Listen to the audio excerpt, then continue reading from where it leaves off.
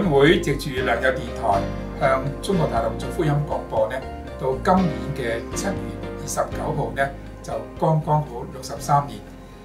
因為喺國內特殊嘅環境呢，我哋從來都唔可以去做宣傳、做廣告嘅。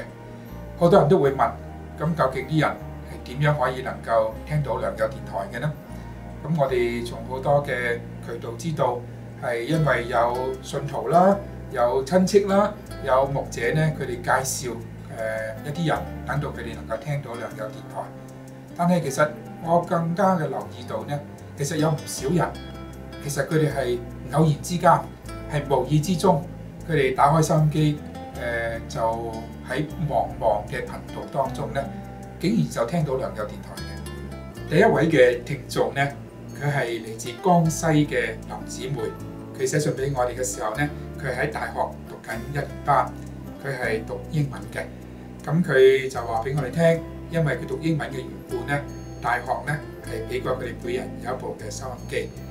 咁佢就喺偶然之中咁打開收音機嘅時候呢，竟然就聽到良友電台嘅一個節目。呢個節目呢叫做《生活無國界》。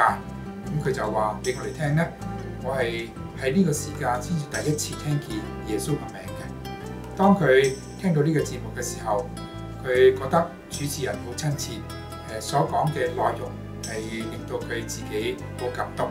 於是呢，就喺嗰個節目嘅當中，佢就跟隨主持人嘅邀請呢，就決志去相信耶穌基督。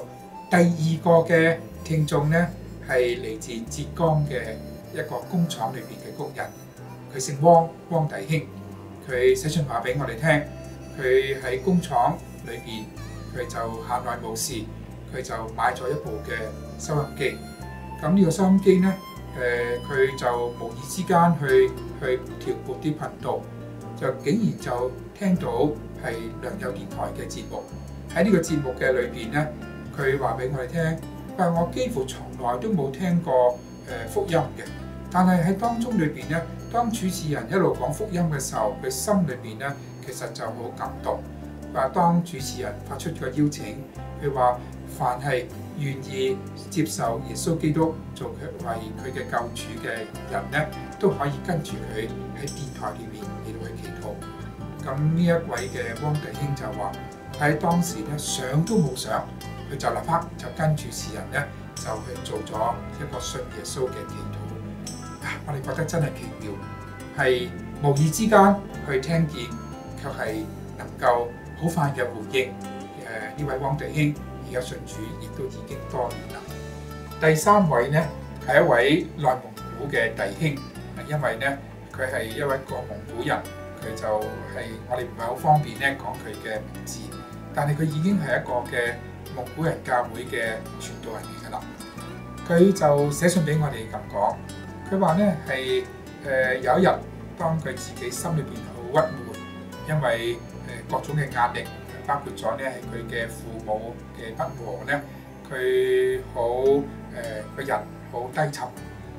佢無意之間咧就係打開咗佢嘅收音機，就聽到一把嘅聲音。呢把聲音咧原來就係嚟自良友電台嘅。咁主持人喺度講緊罪嘅一個嘅問題。當時佢自己覺得聽唔明白，但當佢聽唔明白嘅時候，佢跟住連續2-3日繼續嘅喺同一個時間去聽嗰個節目嘅時候呢，佢嘅心就開始去明白，哇！原來唔單單係別人嘅問題帶俾佢有壓力，原來呢係佢自己嘅罪都帶嚟咗呢啲嘅問題嘅，所以佢自己就都跟隨主持人嘅一個嘅邀請呢。佢就接受耶穌基督做救主。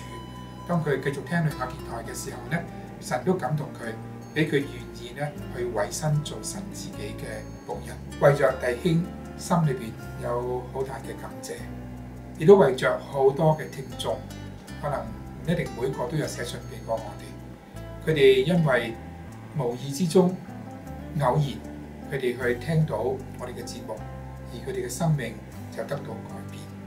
有時我諗下，究竟呢個係偶然啦，係無意之中啦，抑或係神主動去尋找佢哋嘅一個嘅時間？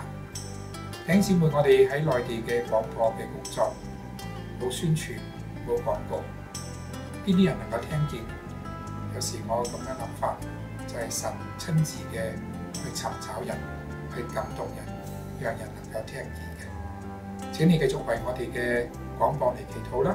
我哋嘅廣播係短波嘅廣播，每日有超過28個小時，中波每日超過6個小時，喺網上更加係冇限制。